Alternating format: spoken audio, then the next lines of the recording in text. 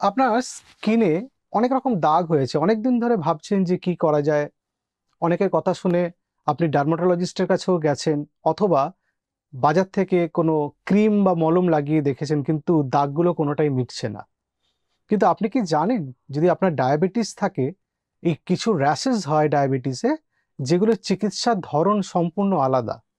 কিছু ডায়াবেটিসের যে র‍্যাশ হয় তার কোনো চিকিৎসারও প্রয়োজন পড়ে না। তো আসুন আজকে আমরা এই ব্যাপারে একটা বিস্তারিত আলোচনা করি। নমস্কার, আমার নাম ডক্টর এস এম মল্লিক। আজকে আমি ডায়াবেটিস সম্পর্কিত র্যাশেস নিয়ে আলোচনা করব। স্কিনে বিভিন্ন রকম দাগ বা কি ধরনের চর্ম রোগ হতে পারে ডায়াবেটিসে, সেই ব্যাপারে আমাদের আজকে এই আলোচনা।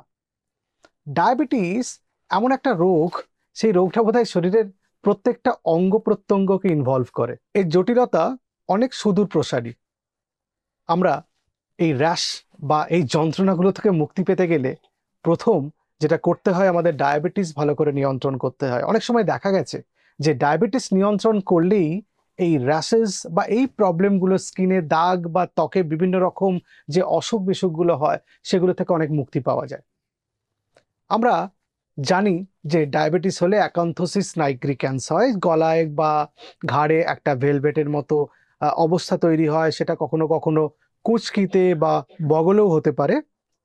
সেই র্যাশেসগুলো বা এই অ্যাকান্থোসিস নাইগ্রিক্যান্স অনেক সময় দেখে আমরা বুঝতে পারি যে শরীরে ইনসুলিন রেজিস্ট্যান্স তৈরি হচ্ছে বা প্রি ডায়াবেটিস স্টেজ তৈরি হয়েছে, এবং অনেকের দেখা যায় যে অ্যাকান্থোসিস নাইগ্রিক্যান্স আমাদের ডায়াবেটিসের সঙ্গেই যুক্ত। ডায়াবেটিস ধরা পড়েছে এবং আপনি খেয়াল করলেন যে অ্যাকান্থোসিস নাইগ্রিক্যান্স আছে।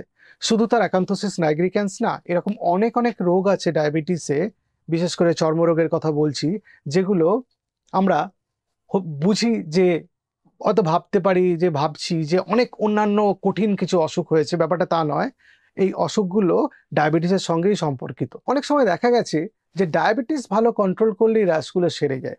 এবং আপনাকে একটা তথ্য দিই যে সারা পৃথিবীতে যত ডায়াবেটিস রোগী আছেন তাদের ৩ জনের মধ্যে ১ জনের এরকম র্যাশ হতে পারে, মানে স্কিনে কোনো প্রবলেম হতে পারে। এই র্যাশেসগুলো টাইপ 1 টাইপ 2 ডায়াবেটিস দ্রুতই হতে পারে, এবং ডায়াবেটিস নিয়ন্ত্রণে আসার সাথে সাথে অনেক সময় এই র্যাশেসগুলো কমে যায়। খুব সাধারণ কথা আমি বলছি যে আপনার স্কিন ড্রাই হয়ে গেছে, চুলকাচ্ছে সারা রাত। দেখা গেছে যে ডায়াবেটিস এটা একটা কারণ।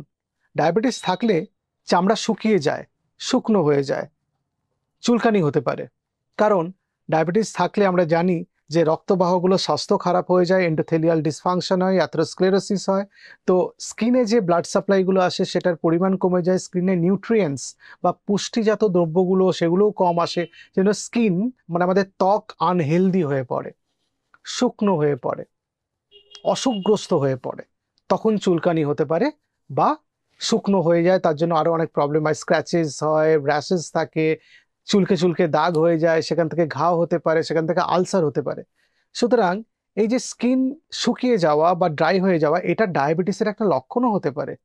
আপনি খুব চুলকাচ্ছেন, ডাক্তারবাবুর কাছে গেলেন, ডাক্তারবাবু ওষুধ দিলেন, চুলকানি কমলো না, ডাক্তারবাবু বললেন কিছু পরীক্ষা করে আনুন, আপনার হিমোগ্লোবিন, থাইরয়েড, সুগার এগুলো একটু পরীক্ষা করে নিয়ে আসুন তো, বা আইজিই, তখন দেখলেন যে সুগারটা প্রথম ডিটেক্টেড হলো।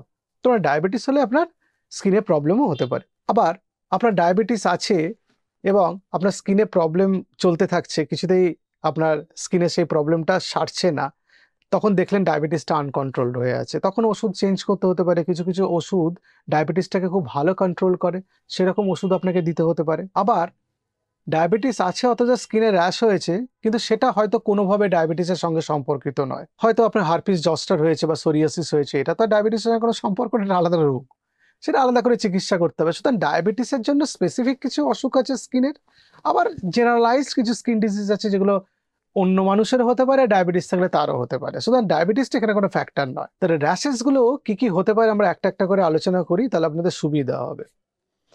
প্রথমেই বলি যে কোনো ব্লিস্টার হয়েছে কিনা, যেটা বুলোসিস ডায়াবেটিকোরাম বলে। এটাতে কি হয়, এটাতে স্কিনে একটা যেরকম পুড়ে গেলে ফোস্কা পড়ার মতো হয় সেরকম হতে পারে, সেটা হাতে হতে পারে, পায়ে হতে পারে, অ্যাঙ্কেলে হতে পারে, অনেক জায়গাতে হতে পারে, এবং এটা সাধারণত কোনো ট্রিটমেন্টের প্রয়োজন পড়ে না। এটা নিজে থেকেই সেরে যাবে। কোনো কারণে যদি কোনো ইনফেকশন হয় ওই ব্লিস্টারটা ফেটে গিয়ে তখন তার অ্যান্টিবায়োটিক অন্যান্য ট্রিটমেন্টের প্রয়োজন হয়। এটা খুব কমন কিন্তু ডায়াবেটিসে। দেখবেন পায়ের একটা জায়গায় ফোস্কা পড়ে গেল। মুশকিলটা হচ্ছে এটা যদি ইনফেক্টেড হয়, ফোস্কাটা ফেটে গিয়ে পায়ে একটা হলো, সেখান থেকে বাজে ইনফেকশন হতে পারে। মিক্সড ইনফেকশন যেগুলো হয় ডায়াবেটিক ফুটে সেরকম হতে পারে। সুতরাং কেয়ারলেসনেস হয়ে থাকা যাবে না, এটাকে চিকিৎসা করতে হবে, এটাকে নজরে রাখতে হবে। 2 নম্বর হচ্ছে ডায়াবেটিস রিলেটেড ডার্মোপ্যাথি। একটা লাইট ব্রাউন কালারের একটা স্কেলি লিজন হয়, রাউন্ড শেপেড। এটা খুব কমন কিন্তু, মানে পেশেন্টরা এসে আমাদের বলেন যে ডাক্তারবাবু দেখুন তো এটা স্কিনে কি হয়েছে, আপনার কোনো চুলকানি হচ্ছে? না আমার চুলকানি হচ্ছে না। জ্বালা করে? না জ্বালা করে না। আবার দেখা গেল কোনো ট্রিটমেন্টের প্রয়োজন পড়ে না, পরের বারে যখন পেশেন্ট এসেছেন বললেন ডাক্তারবাবু এমনিই সেরে গেল। হ্যাঁ, ডায়াবেটিস রিলেটেড ডার্মোপ্যাথি এমনিই সেরে যায়, ওর কোনো চিকিৎসার প্রয়োজন পড়ে না। 3 নম্বর হচ্ছে ডিজিটাল স্ক্লেরোসিস, মানে চামড়াটা পার্টিকুলার কয়েকটা জায়গাতে একটু শক্ত হয়ে গেছে, মুভমেন্ট করতে অসুবিধা। এক ধরনের অসুখ আছে স্ক্লেরোডারমা অ্যাডাল্টোরাম বাসকে বলে, সেটা ডায়াবেটিসও পাওয়া যায়। এবং টাইপ 1 ডায়াবেটিস যাদের, তাদের এই ডিজিটাল স্ক্লেরোসিস এটা খুব বেশি। আঙুলে চামড়া মোটা হয়ে যাওয়া, অনেক জায়গাতেই হতে পারে, হাতে হতে পারে, ঘাড়ে হতে পারে, চামড়াটা একটু মোটা হয়ে যাওয়া স্ক্লেরোসিস। এবং এটা একটু ট্রপিক্যাল স্টেরয়েড বা এই গ্রুপের ওষুধ দিলে খুব ভালো কাজ করে। 4 নম্বর হলো নেক্রোবায়োসিস লিপিডোকা ডায়াবেটিকোরাম। এটা এক ধরনের স্কিনের অসুখ, মহিলাদের বেশি হয় যারা ডায়াবেটিক। এটা স্কেলি একটা প্যাচেসের মতো হয়, বাইরের আউটলাইনটা রেড, ভেতরেরটা ইয়েলোইশ। এবং এটা ট্রিটমেন্টের প্রয়োজন হয়, কিন্তু এটা এমনি এমনি দুম করে সেরে যাবে না, কখনো কখনো চুলকায় বা কখনো কখনো পেনফুলও হতে পারে। আর 5 নম্বর হচ্ছে ডায়াবেটিক ফুট সিনড্রোম। এটা নিয়ে আমরা খুব চিন্তিত হয়ে পড়ি। পায়ে একটা অদ্ভুত ঘা হয়, জানি ডায়াবেটিক ফুট, আমরা বলি গ্যাংগ্রিন হয়ে গেছে, পা কেটে বাদ দিতে হয় অনেক সময়, মানে অ্যাম্পুটেশন করতে হয়। আমি বলি যে পায়ে কোনো কিছু অন্যরকম হলেই ডাক্তারবাবুর পরামর্শ নিতে হবে।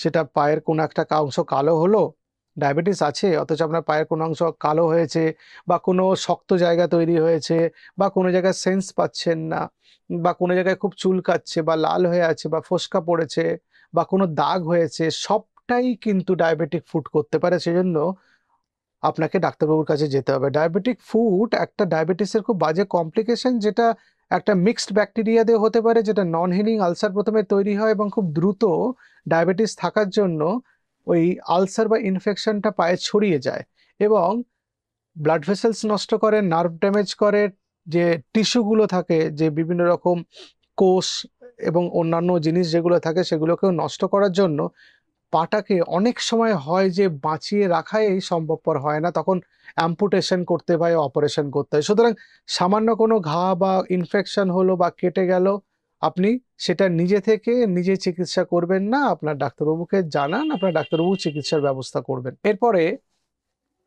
আরো কিছু র্যাশেস সম্বন্ধে আমি বলি। তার মধ্যে একটা ডিসেমিনেটেড গ্র্যানুলোমা অ্যানুলারি বলে একটা অসুখ আছে, ইয়াং অ্যাডাল্টসদের এটা বেশি হয় এবং সেটা হাতে হতে পারে, আঙুলে হতে পারে, কানে হতে পারে, নেকে হতে পারে।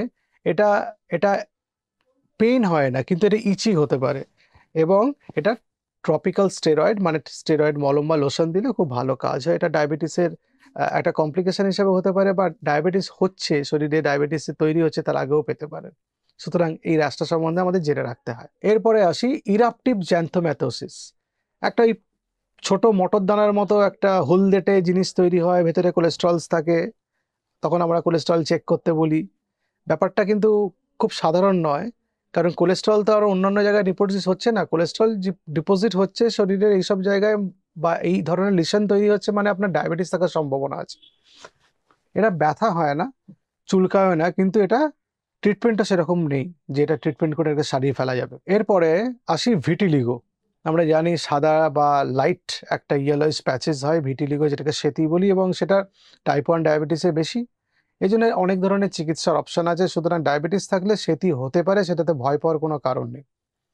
তারপরে যেটা আমি প্রথমেই বলছিলাম অ্যাকান্থোসিস নাইগ্রিক্যান্স, আমরা জানি বডিতে ইনসুলিন রেজিস্ট্যান্স হলে হয়, ঘাড়ে হতে পারে, কুঁচকিতে হতে পারে, আমাদের বগলে হতে পারে, এবং কারো কারো কপালে হতে পারে, কারো কারো মুখে হয়। এটা অ্যাকান্থোসিস নাইগ্রিক্যান্স একটা স্কিনের এমন অসুখ যেটাকে আপনি দুম করে সারিয়ে ফেলতে পারবেন। এবং আপনি ভাবেন হয়তো ময়লা জমেছে, চান করার সময় খুব ঘষলেন টসলেন, উঠলো না, ওটা ময়লা জমেন, ওটা অ্যাকান্থোসিস নাইগ্রিক্যান্স হয়েছে। এবং মেয়েদের ক্ষেত্রে যাদের পলিসিস্টিক ওভারি আছে, পলিসিস্টিক ওভারিতে ইনসুলিন রেজিস্ট্যান্স থেকেও হয়, সেই জন্য পলিসিস্টিক ওভারিতেও অ্যাকান্থোসিস নাইগ্রিক্যান্স পাওয়া যায়। সুতরাং যেসব মহিলাদের বয়স কম, 14 বছর থেকে 18 বছরের মধ্যে বয়স, তাদের যদি অ্যাকান্থোসিস নাইগ্রিক্যান্স হয়, তাহলে পলিসিস্টিক ওভারিয়ান সিনড্রোম হচ্ছে কিনা সেটা খেয়াল করা উচিত। স্কিন ট্যাগ আমরা আঁচিল বলি, শরীরে বিভিন্ন জায়গায় হয়, বুকে হতে পারে, মুখে হতে পারে, আন্ডার আর্মসে হতে পারে, স্কিন ট্যাগ বিভিন্ন জায়গায় হতে পারে, চোখের পাতাতেও হতে পারে। তো এই স্কিন ট্যাগ গুলো ডায়াবেটিসে হতে পারে ইনসুলিন রেজিস্ট্যান্সের জন্য। স্কিনের গ্রোথ হয়, এটা যদি আপনার দেখতে খারাপ লাগে তাহলে এটাকে আউট করে ফেলা যায়, কিন্তু এর কোনো স্পেসিফিক চিকিৎসা নেই। আউট করে ফেলতে হয় মানে ওটাকে বাদ দিয়ে দিতে হয়, কারো ক্ষেত্রে ছোট অপারেশন করতে হয়, কারো লেজার করতে হয়। স্কিনটাকে যদি কোনো সিমটম না থাকে তাহলে আর কোনো চিকিৎসারও প্রয়োজন নেই। আর একটা অসুখ আছে, সেটার নাম হচ্ছে অ্যাকোয়ার্ড রিঅ্যাক্টিভ পারফোর্টিং কোলাজেনোসিস। এটা স্কিনে একটা রেড বাম্পের মতো হয়, উঁচু, যেটা ইচি, যেটাতে স্টেরয়েড লাগানো যেতে পারে সারানোর জন্য, বা স্টেরয়েড ইনজেকশন দেওয়া যেতে পারে, কখনো কখনো অন্য মেডিকেশনের প্রয়োজনও হতে পারে। এইটা কিন্তু একদম স্পেসিফিক ডায়াবেটিসে হয়। সুতরাং এই যে এতগুলো স্কিন র্যাশ, সেগুলো তো আমাদের নজরে রাখতে হবে। শুধু ডায়াবেটিস রোগটা একটাই, তার কমপ্লিকেশন বহু, তার ত্বকে যে জটিলতা সেটাও কিন্তু বহু। মানে সেটা সামান্য একটা ছোট্ট চুলকানি থেকে একটা বড় আলসার, সবকিছুই হতে পারে। আরো কিছু কমপ্লিকেশন আছে ডায়াবেটিসের, যেমন অ্যালার্জিক কিছু স্কিন রিয়াকশন হতে পারে। ডায়াবেটিসের সেটা ওষুধ সংক্রান্ত রিয়াকশন হতে পারে বা ইনসুলিনের জন্য রিয়াকশন হতে পারে। এখন যদি কোনো পার্টিকুলার ওষুধে রিয়াকশন হয় বা অ্যালার্জি হয়, সেটা আমাদের চেঞ্জ করতে হয়, কারণ ডায়াবেটিসের ট্রিটমেন্ট অপশনস অনেকগুলো আছে। তো সেটা নিয়ে অত আতঙ্কিত হওয়া বা চিন্তা করার কিছু নেই। তবে এটা আপনাদের নজরে রাখতে হবে যে কোনো ওষুধ শুরু করার পরে যদি কোনো ত্বকে আপনার কোনো ইরিটেশন হয় বা ইচিং হয় বা লাল হয়ে যাচ্ছে, তাহলে কিন্তু আপনার ডাক্তারবাবু নজরে আনতে হবে আপনাকে ঘটনাটি। সেকেন্ড হচ্ছে কোনো ব্যাকটেরিয়াল ইনফেকশন। ডায়াবেটিসে আমরা জানি লোকাল ইমিউনিটি কমে যায়, আমাদের বডির ইমিউনিটি কমে যায়, যে ম্যাক্রোফাইজগুলো একটু উইক হয়ে পড়ে, যেগুলো আমাদের বডির সিকিউরিটি গার্ডস, যেগুলো আমাদের রক্তে থাকে, সেগুলো একটু উইক হয়ে যাওয়ার জন্য কোনো ব্যাকটেরিয়া যদি আমাদের শরীরে ঢোকে, সেটাকে আটকাতে পারে না, তার জন্য ব্যাকটেরিয়াল গ্রোথ হয় এবং কোনো জায়গায় ইনফেকশন হতে পারে। সুতরাং ডায়াবেটিসটা খুব ভালো করে কন্ট্রোলে রাখতে হবে এবং আমাদের পরিষ্কার পরিচ্ছন্ন থাকতে হবে।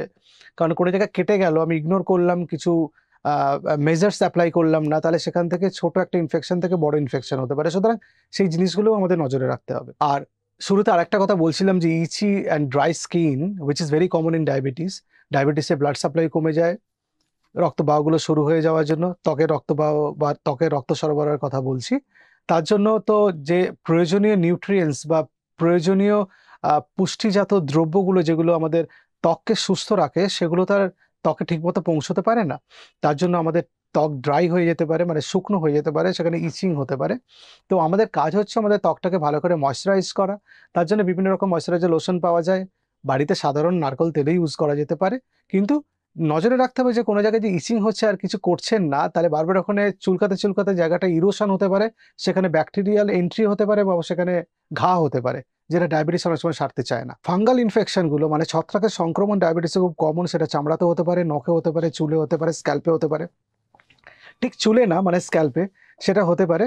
তো ফাঙ্গাল ইনফেকশন হলে সেটা সারাতে আমাদের হবে, তার জন্য অ্যান্টিফাঙ্গাল কিছু ট্রপিক্যাল প্রিপারেশনস পাওয়া যায়, যেটা বাইরে থেকে অ্যাপ্লাই করতে হয়, কিছু সিস্টেমিক প্রিপারেশন পাওয়া যায় যেগুলো খেতে হয়।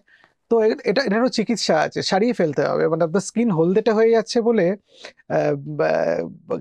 খাবারের হলুদ খেয়ে স্কিন হলুদ হয়ে গেছে, নখ হলুদ হয়ে গেছে, ব্যাপারটা তা নয়। কিন্তু অনেক সময় হতে পারে যে অনেক পুরনো ছত্রাকের একটা সংক্রমণ হয়ে আছে, এটা আপনার নখটাকে নষ্ট করে দিচ্ছে। তো এটার একটা চিকিৎসা আপনাকে করে ফেলতে হবে। কি কি আমরা উপায়ে আমাদের ত্বকের যে জটিলতাগুলো সেগুলো আমরা অ্যাভয়েড করতে পারবো বা এড়িয়ে যেতে পারবো? প্রথম কথা হচ্ছে আপনার ডায়াবেটিসের কন্ট্রোল খুব ভালো করে করতে হবে।